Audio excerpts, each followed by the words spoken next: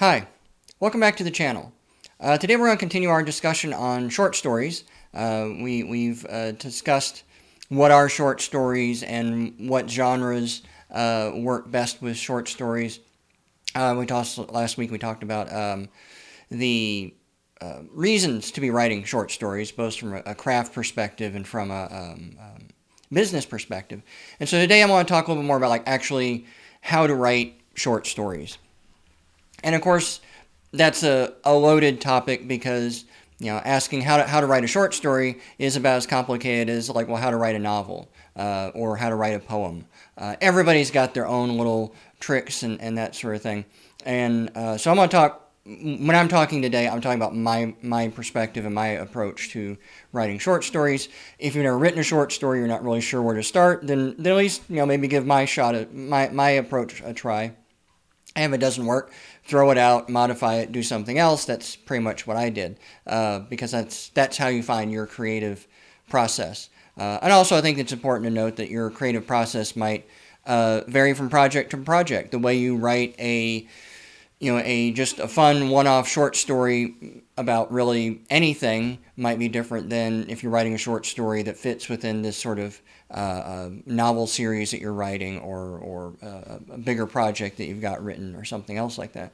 So, even once you've figured out your style of how to write a short story, be open to modifying that as well because your style may vary from time to time, situation to situation. And so my approach is, one, I'm a discovery writer. So I guess really the first question to writing a short story is, do you plot or do you pants? Really, it's very hard to sort of quote unquote plot out a short story, mainly because short stories are too short. The plotting might be in this case more like, well, I know how it's going to start, and I know how I want it to end, and I'll just kind of work out the middle as I go. That's probably okay. I'm trying not to sneeze right now, or maybe I'll just do it.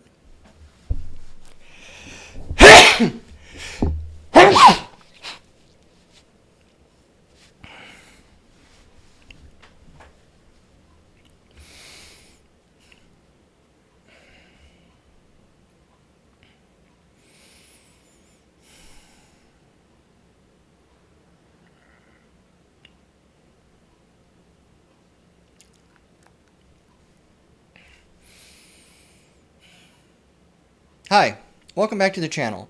Today we're going to continue our discussion on writing short stories. This is the third video, yes. In the first video we talked about what are short stories and what genres kind of work well with short stories and not so well.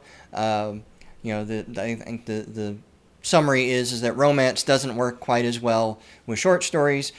Everything else really kind of works fine, except epic fantasy. Although you could write a short story within an epic fantasy kind of setting. And then in the second video, I talked more about the reasons to be writing a short story, both from a craft perspective and from a business perspective. The craft perspective is mainly because you can experiment. You can do things in a short story that it's a little harder to do in longer fiction, that sort of thing. From a business perspective, it really just increases your discoverability. It is easier to crank out a whole bunch of short stories and feed that out into the world, whether you're selling it, self-publishing it online, or you're selling it through magazines. But it's a great way to kind of find readers and that sort of thing. So today I want to talk about actually how to write a short story. And of course, that's a loaded topic because saying how to write a short story is about as simple as saying, well, how to write a novel.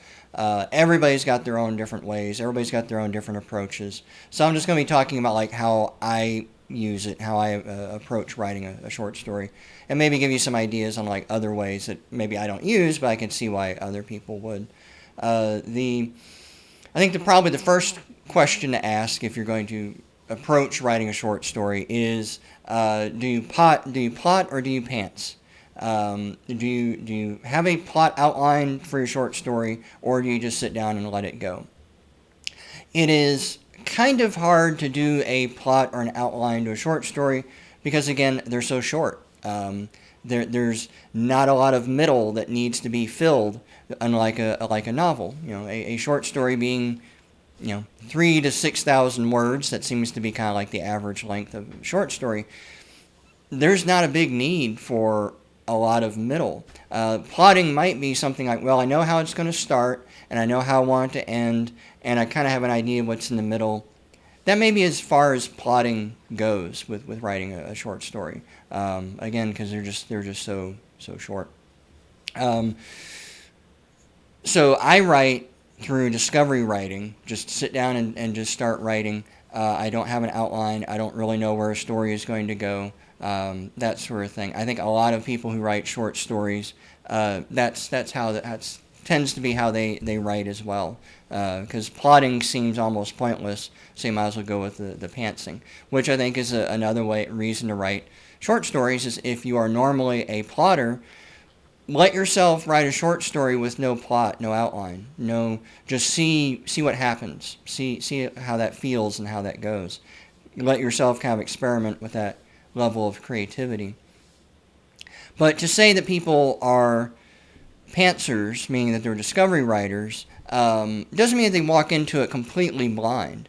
Dean Wesley Smith, who has been teaching a lot of workshops on how to do discovery writing, he's kind of the guy who I learned how to do this writing into the dark, as he calls it, or discovery writing, that sort of thing. Even he doesn't walk into a short story completely blind. What he'll do is he'll come up with titles. He'll take like half of a title from this short story that he thinks is kind of cool, and he takes a half of a title from this title that he thinks is cool, and puts them together, and then he goes. So he has like one. I think one example he used is like the case of the sleeping woman. He'll have that title, and then he'll start they'll start writing. He may not have a character in mind or a setting in mind. He certainly doesn't have a plot in mind, but at least he has a title. It is a case of the sleeping woman. Well, that gives you an idea that there's a woman.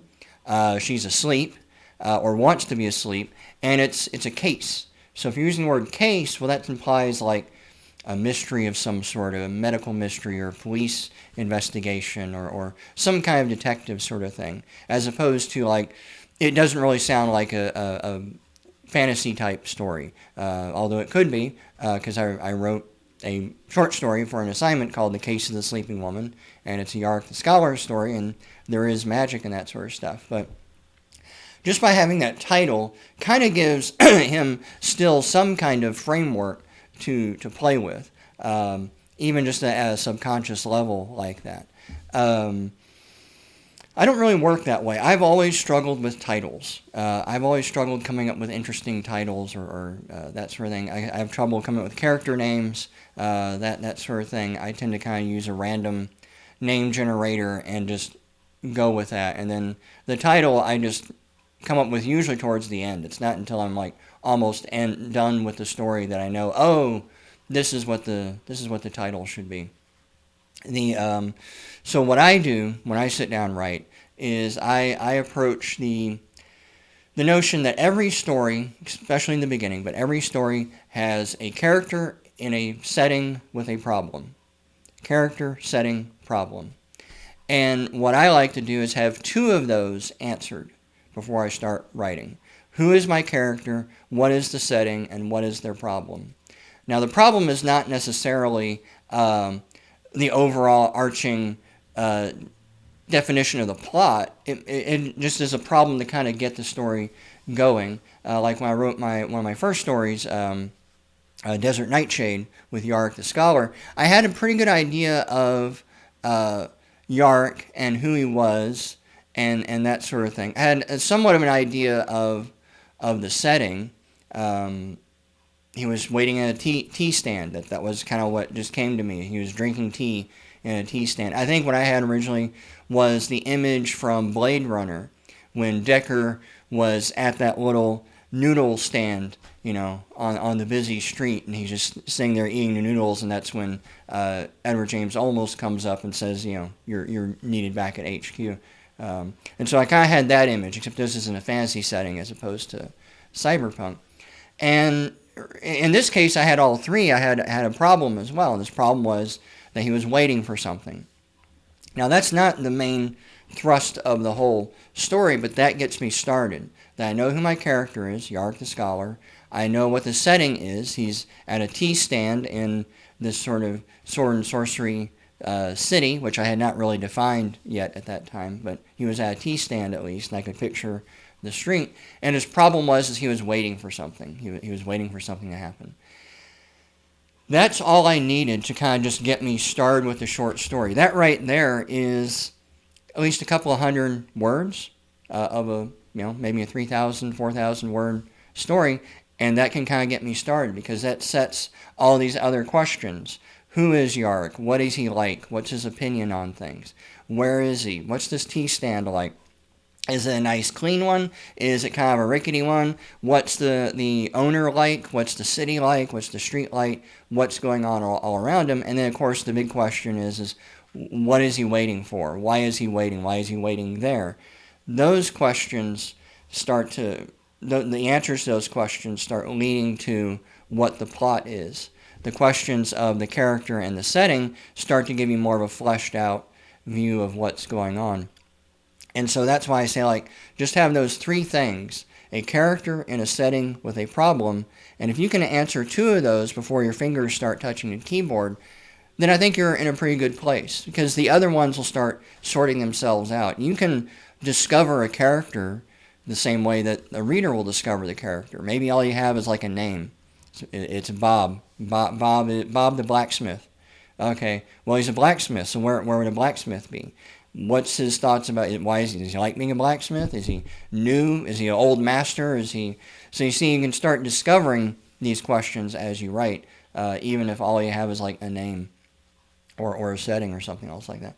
And I really already talked a lot about this. If you look at my videos on discovery writing, then that will kind of give you an idea where I talk more about how to use discovery writing and how it works and that sort of thing. And I actually forgot that I even wrote, or I did some videos on writing a short story. It was Writing in the Dark in Public, where I actually do a screen capture of me literally writing a short story into the dark. That was another Yarrick the Scholar story, but it was The Secret in the Library, is what the title eventually turned out to be.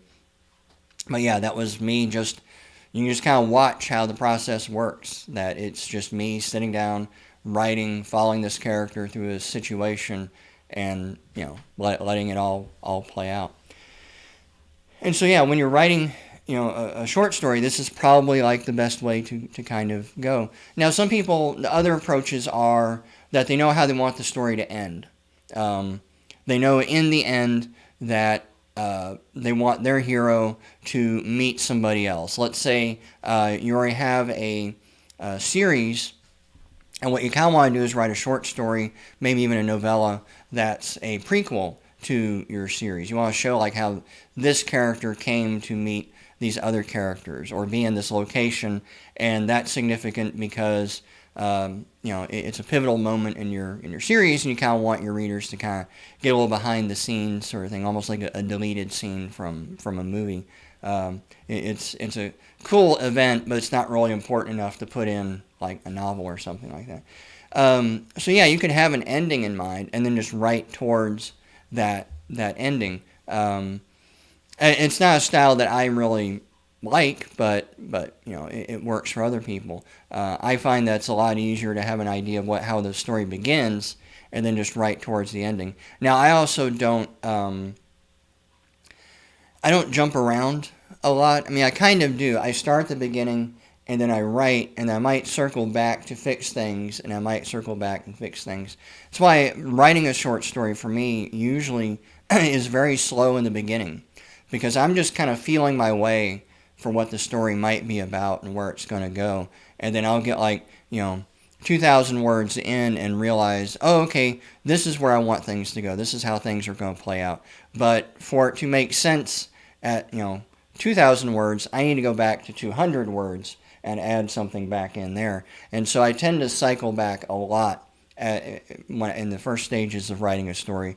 And as the story moves on, it starts taking on a life of its own. I start getting a better feel of where it's going, and I don't really need to go back and revisit the beginning quite as much. But that's kind of more how I write. Some people like to jump around a lot. This is, again, more like with novels, where people will say, I'm stuck on this scene. I don't know where to go after that, but I know I want to have this big fight scene over here. So I'm gonna write this big fight scene because I'm inspired and I know how I want that to go and what that to look like. And so once I'm done with that, then I'll just figure out how I can join these two together. That's also a legit way to write. So you kind of follow where your creativity wants to go. If your creativity wants to write a fight scene and you can totally picture it and you're excited about it, then by all means sit down and write it, because chances are, if you're excited about it, you're going to do a much better job of writing that than you are if you try and force yourself to write a scene that you don't really know and then track forward and that sort of thing. It's not really my style of doing it, but I know a lot of other people like to do that because I think, and there's some legitimacy, and maybe the reason why I don't like it is it's never worked for me, but some ideas are that if you write to here and you get stuck and you write this scene, then it might seem, just by writing this scene very well, it might seem very logical after the fact on how these two scenes join together. You might even realize, oh, I need another scene in here in between these two, and now all of a sudden it becomes much easier to join these ideas together. Whereas my style would be, if I'm stuck here, just keep writing until an idea hits me, and then keep going. I don't know if that's better or not, but that's just kind of what I usually do. So, again, you find your writing process, you figure out what works for you, and then you do it. And again, that's the reason why I think short stories are great, is because you can experiment with these different writing styles, these different writing processes, and see what clicks for you. And again, maybe the way you write a novel is not the same you're going to write a short story, and vice versa. Other ideas on how to write a short story. Usually for most people, I think the hardest part is getting started, is coming up with the ideas. And that's where I think it's kind of fun to write short stories, is because you might have an idea, for instance, for a novel, but you're not really sure if it's going to work, and so you write it as a short story first and see if that works. And in that case, what I would usually say is, if as you're writing the short story, if you feel like you're constantly having to do big jumps in time, or you're having to cut out, exposition that's about world building or character building or something else like that, if you feel like I want there to be more and more and more, then that's probably the idea that, this is probably the idea for a novel, that you can kind of grow with that and do other things. If instead you take that idea and then you write the short story from start to finish, and you feel like that's a pretty complete story, then probably that idea wasn't very good for a novel. There may not have been enough there to work with. And so that's another approach too, is if you find yourself with a lot of ideas for novels, but you're not really sure what to do with them, maybe just sit down and start one of those for a short story and see how that goes. And you could always still publish that short story and then write the novel afterwards. A lot of people will make novels based upon short stories. I didn't realize this until more recently, when I was kind of reading Raymond Chandler. A lot of his early works, like The Big Sleep, were basically short stories that he wrote for Black Mask, that he then combined. I think The Big Sleep was like 2 or 3 different short stories that he kind of put together in one full-length novel sort of thing. And so that's another kind of way to approach that, is take some of your novel ideas and try them out as short stories, just as a way to kind of get that started. But I don't know if you have any other ideas on how to write short stories. If you write short stories, if there's an approach that you like to use that you're not that I didn't really discuss, put them in the comments below. Like I said, I think there's lots of different ways to write short stories, just as there's lots of different ways to write poems or novels or anything else for that matter. It's a creative pursuit, and lots of people approach it from different directions. I think the next video I'm going to do is talking about what comes after. So you've sat down, you've written your short story. What do you do next? How do you edit it? Do you edit it? and then talk a little about the business side of like what are things that you can do with writing short stories and that sort of thing. But anyway, I will talk to you later. Bye.